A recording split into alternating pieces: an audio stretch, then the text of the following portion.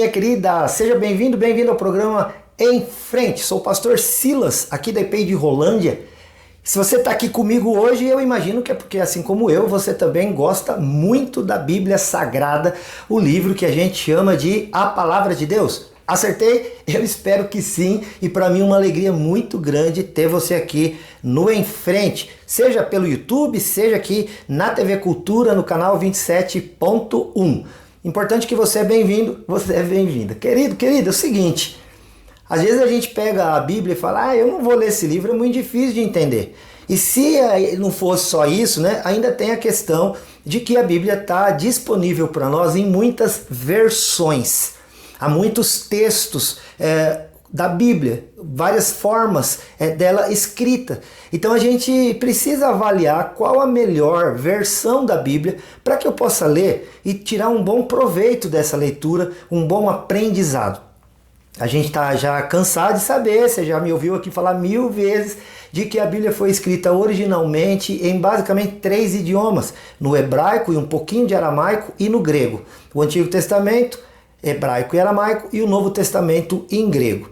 Bom, a partir daí todas as outras versões e traduções que a Bíblia tem foram feitas a partir destes textos. Na Idade Média, a Bíblia só era lida em latim por conta do domínio da igreja vigente, da igreja cristã que estava no domínio da situação naquele tempo. Mas aí, a partir de Lutero, da Reforma Protestante, que aconteceu lá em 1517, a Bíblia começou a ser traduzida para todos os idiomas possíveis. A gente até imagina que, chegando aí no ano de 2026, todos os idiomas desta terra terão ao menos uma pequena porção da Bíblia traduzida para a sua língua, né? Todos os idiomas terão uma pequena porção da Bíblia traduzida já neste idioma, porque vai ser demais, hein? Todos os povos da terra terão acesso ao conhecimento primordial. E qual é ele? Jesus Cristo é o Senhor, Jesus Cristo é o Salvador. É isso que todo mundo vai ficar sabendo e não demora muito, porque a gente tem esse conhecimento a partir da Bíblia, a Bíblia Sagrada. E a Bíblia então foi traduzida, falando com você a respeito da tradução da língua portuguesa no último vídeo. Você pode buscar aqui nos cards se você não estiver no YouTube, se não, você pode entrar lá no Facebook, também no Instagram, tá bom? E você vai ver lá no Em Frente e Responde, as nossas redes sociais, segue a gente lá, tá joia? Querido, então vimos que o João Ferreira Anis de Almeida, um português, ele acabou fazendo essa tradução do Novo Testamento com apenas... Ele começou com 14 anos, terminou com 16 anos, o que foi fascinante essa história. E essa Bíblia, então, que o João Ferreira de Almeida, lá no século 17, havia traduzido, foi a versão da língua portuguesa que em Portugal foi sendo usada e que chegou também no Brasil, e foi a versão usada, assim, pela maioria das pessoas de língua portuguesa. Mas claro que chegando no Brasil, a Bíblia não podia continuar com as mesmas características do idioma português lá da Europa. Mas ainda assim, precisava fazer-se uma avaliação, já que do século XVI da Reforma Protestante para o século XVII, o século XVIII, até chegar agora no século XXI que estamos, havia necessidade de tornar a Bíblia mais contemporânea, né? A Bíblia mais moderna, mais acessível. Você pode trocar as palavras assim por sinônimos e torná-las mais fáceis para os leitores, para os ouvintes. Então com esta ideia, né, lá no ano de 1898 na Europa, pegaram o texto da Bíblia que já estava circulando desde 1819, pegaram o texto da Bíblia em português lá na Europa e fizeram então uma avaliação daquele texto para saber se ele ainda estava coerente com as normas gramaticais vigentes, se ainda estava coerente até mesmo com a ortografia, né, e com a fala do dia a dia. E para que ela se tornasse mais popular, a Bíblia então foi feita no texto bíblico uma revisão e uma correção. Essa correção não quer dizer que a Bíblia estava errada, mas ela estava necessitando de um ajuste por conta de mudanças ortográficas, etc., como eu tenho dito aqui. Isso acontece de tempos em tempos, né? A maneira de se falar, eu já tenho dito, a língua é uma coisa, né? O idioma é algo vivo e é constantemente mudado dependendo das circunstâncias que os seus falantes estão vivendo. E aí, então, em 1898, lá na Europa, resolveu-se então fazer uma revisão e uma correção ortográfica de acordo com a ortografia vigente. A esta versão de 1898, que foi colocada como uma versão agora mais moderna, ficou conhecida essa versão como a versão Almeida, revista e corrigida, já que era o que haviam feito na Bíblia. Havia sido feita uma revisão do texto e também uma correção ortográfica para que ela se adequasse às normas vigentes lá em Portugal. Além disso, foi-se percebido que a Bíblia não podia ficar numa linguagem muito informal. E a Bíblia, na versão corrigida, revista e corrigida, que a gente chama aqui no Brasil de ARC, é o código da Bíblia, quando você for procurar essa versão, eles tornaram o texto mais formal, porque a ideia era tornar a Bíblia da língua portuguesa mais próxima à Bíblia na versão King James.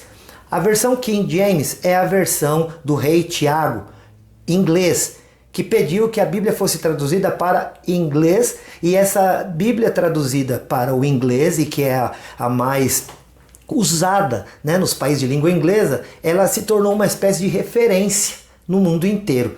E aí os europeus, então, usando esta Bíblia também como referência de apoio, colocaram a Bíblia na língua portuguesa de uma maneira mais formal, já que como a Bíblia King James era uma Bíblia ligada ao rei, ela era extremamente formal. E assim chegou também para nós no Brasil a Bíblia Almeida, revista e corrigida. E essa Bíblia, embora ela tenha passado por algumas atualizações entre os anos de 1869 e 1875, ela continua sendo bastante formal, ela continua sendo bastante conservadora dentro daquilo que a gente considera uma linguagem mais acessível. Então, a linguagem corrigida, ela não é de tão fácil acesso para leitura. Às vezes você tem que ler e recorrer a dicionários para poder entender assim, a maior parte das palavras, ou uma grande parte das palavras. Não vamos dizer a maior parte, não, porque não é a maioria. A Bíblia está na língua portuguesa, você consegue ler a Bíblia corrigida, meu Deus do céu, facilmente. Inclusive no Brasil são justamente as igrejas mais conservadoras que usam a Bíblia corrigida. Por exemplo, muitas igrejas batistas preferem a Bíblia corrigida. A Assembleia de Deus, que inclusive é a maior denominação evangélica do mundo e começou aqui no nosso estado do Pará, lá na cidade de Belém, as Assembleias de Deus usam também a Bíblia corrigida. De modo geral, se você for a uma Assembleia de Deus, as pessoas vão estar usando lá a Bíblia corrigida, os pastores, os líderes, e as pessoas de modo geral procuram por esta Bíblia, e que inclusive você acha ela associada com a harpa cristã, que é o inário das igrejas Assembleia de Deus. Também a Igreja Congregação Cristã no Brasil, que é uma outra igreja pentecostal tradicional no Brasil, também se utiliza da Bíblia ARC, ou Almeida, Revista e Corrigida. Bom, aqui foi um pequeníssimo histórico da Bíblia corrigida. No próximo vídeo eu vou falar a respeito da Bíblia atualizada, tá bom? Até chegar nas mais modernas versões que a gente tem. Acompanha aqui com a gente, porque lá no final dessa programação nova aqui, dessa playlist que a gente está querendo criar de vídeos ligados às versões da Bíblia em língua portuguesa, eu vou fazer também alguma leitura comparativa, uma leitura comparativa, pegar a corrigida, atualizada, a linguagem de hoje, a nova versão internacional, então, todas as versões que a gente comentar aqui, nós vamos pegar um texto comum, muito usado, textos que a igreja costuma saber de cor pela constância de uso, e aí eu vou aqui comparar para você chegar à conclusão de qual Bíblia você deveria usar, tá bom? Então não perca, fica aqui com a gente todo dia, em 8 da manhã ou 1h30 da tarde. E na internet você pode achar em qualquer hora do dia, da noite, o que você quiser, tá bom? Entra lá no YouTube, no Em Frente Responde, vai lá na lupinha, procura, achou? Vai lá naquele aquele retângulo vermelho, tá lá, inscrever-se. clica lá, vai também no sininho para você não perder as nossas notificações. Se gostou desse vídeo, dá um joinha e compartilha com muita gente. Tá joia? Querido, também não esquece que a gente tem o nosso WhatsApp, hein? 9147-5007. Quer falar alguma coisa, quer pedir oração, quer tirar alguma dúvida, quer marcar um horário com a gente? Pode ligar na nossa secretaria lá na IP de Rolândia, que fica na Santos Dumont 1075, tá bom? O telefone lá é 43 30 15 27 27. Esse telefone, para facilitar a tua vida, é um WhatsApp. Joia? Que Deus te abençoe demais, querido. Eu te espero no próximo programa. E fica ligado aqui mais um pouquinho, porque você vai ter aí um recado a respeito de uma atividade muito especial que vai acontecer aqui na cidade no mês de novembro, promovido pelo Conselho de Pastores. Deus te abençoe. Eu aqui, ó, te amo em Jesus. Até o próximo, se Deus quiser. Tchau. Meu querido, quero te dar um recado bastante importante, também te fazer um pedido, por que não? Nós temos estado aqui numa relação de confiança diária, na qual você tem sido aí nosso telespectador, e eu quero agradecer você por causa disso. O Conselho de Pastores de Rolândia tem um desejo no coração de alcançar entidades sociais da cidade com alimentos. Nesses tempos difíceis que estamos vivendo, em que a carestia tem atrapalhado muitas dessas entidades a continuarem os seus trabalhos. Nós temos entidades que cuidam de saúde, como hospital, nós temos asilos que cuidam de idosos, nós temos também casas de recuperação de pessoas que estão com problemas em situação de vício, nós temos outras entidades que cuidam de crianças, temos entidades que também trabalham com homens e mulheres de rua. Bom, e por causa deste movimento social da cidade, o Conselho de Pastores quer ser útil a essas entidades. Está promovendo uma grande arrecadação de alimentos para entregar a essas entidades e cooperar com o trabalho que elas executam tão bem aqui na cidade. E eu quero pedir a você a tua colaboração, querido, querida.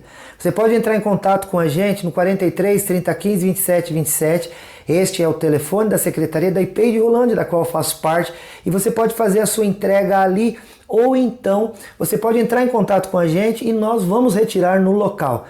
A nossa intenção é fazer a arrecadação até o dia 6 de novembro de 5 toneladas de alimentos e distribuir entre 7 entidades coordenadas aqui na cidade, né, projetos sociais que têm sido de uma maneira muito responsável, útil a pessoas com várias situações de risco, de necessidade, de saúde, etc. e que precisam de mim e de você. Faça a sua doação, nós não estamos pedindo dinheiro, não, queremos alimentos para poder entregar e ajudar a estas entidades. Depois vou voltar aqui e vou mostrar para vocês como foi essa entrega.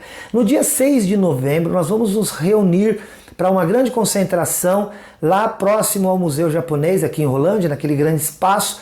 Nós estaremos ali a partir das 19h30, às 7h30 da noite. Cantor Diego Natan estará conosco fazendo a parte musical e os pastores do Conselho de Pastores estarão ali fazendo intercessões, um grande clamor pela cidade. E ali também será um ponto de arrecadação desses alimentos. Quero então convidar você para o dia 6 de novembro comparecer ali neste evento que teremos próximo ao Museu Japonês e às 7h30 da noite. Leve ali, por favor, 1 quilo de alimento. E se você quiser já colaborar conosco, entre em contato com 43 30 15 27 27 e nós vamos te ajudar assim na melhor maneira para que você possa fazer esta entrega. Que Deus te abençoe. Muito obrigado.